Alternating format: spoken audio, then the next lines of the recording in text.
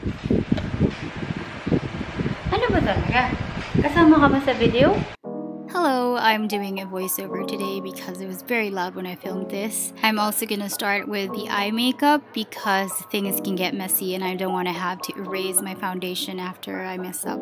Let me start with the brows. As you can see, I changed my brow shape. Although I just changed my brow shape a couple of days ago, I made it a bit higher this time. I'm having a bit of a difficult time getting the shape that I want because this is new to me.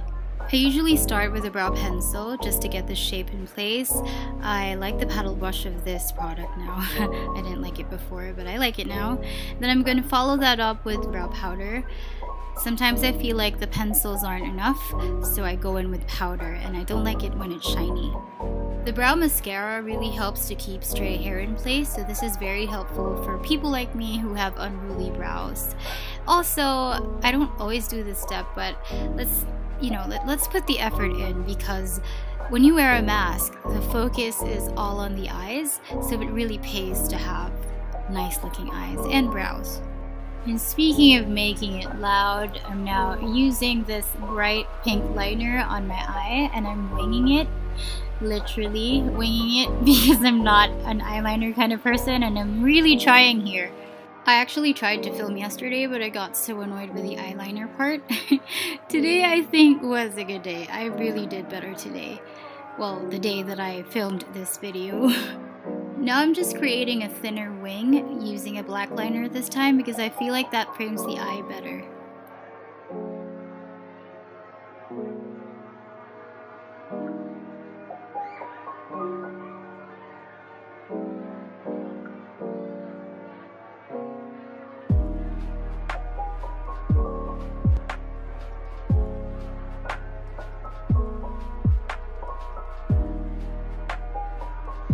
I felt that the pink wasn't loud enough, so I'm going over the pink liner with an orange-red lipstick. This isn't actually an eyeliner, it's a lip liner.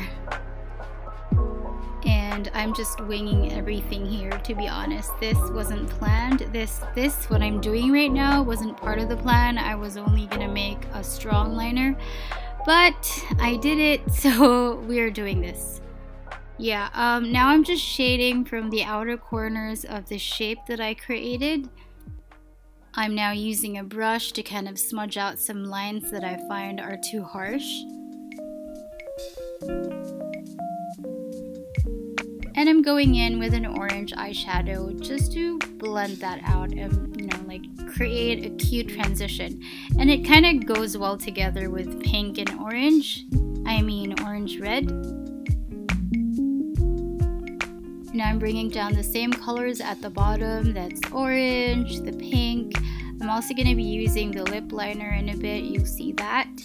And then I'll add a bit of depth, so I use the gray powder from the brow powder Pinkies Collection over here. I thought that the space was a bit weird, so now I'm putting this gold glitter. And this video is not sponsored, okay, but most of the products I used here that are funky colored are from Ready Set Glow. They're a local brand and they have a lot of funky colored eye pencils and I love that. And I love that we have a local brand that supports creativity. Anyway, I'm gonna put on lashes. As you may have seen, I did it off camera because I take forever when I put lashes on. And I'm marrying my real lashes and fake lashes using this mascara. And it's finally time for base makeup, and I'm starting with my skincare routine. It's just 2 steps. It's so easy. I usually start with the serum and then the moisturizer. Always remember to include your neck, okay? Because the signs of aging start on the neck and on the hands.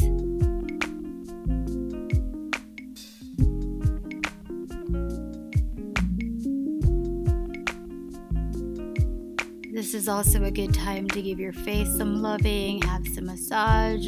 You know me, I love my eye bags, but because it's gonna be the focus of this makeup look, considering I'll be wearing a mask, I'm gonna use a concealer to brighten up my under eyes. When working with concealers, I like to tap the product onto my skin using my ring finger. This technique helps warm up the concealer to my skin, so it creates this more natural finish. I noticed that most people like to use a template for using concealers or even contours, but I think just a good reminder is to really know where you need the concealer and the contour. Because if you don't have super dark under eyes, then maybe you don't even need a concealer. Okay, now I'm putting a bit of foundation just on the areas where I need it. So on my under eyes, a little bit around my mouth, on my nose, and on my forehead. I'm using this sponge from a long time ago. I got this from one of the period kits of Watsons, so it's one of those sponges you find in a Watsons store, and I'm surprised it works well.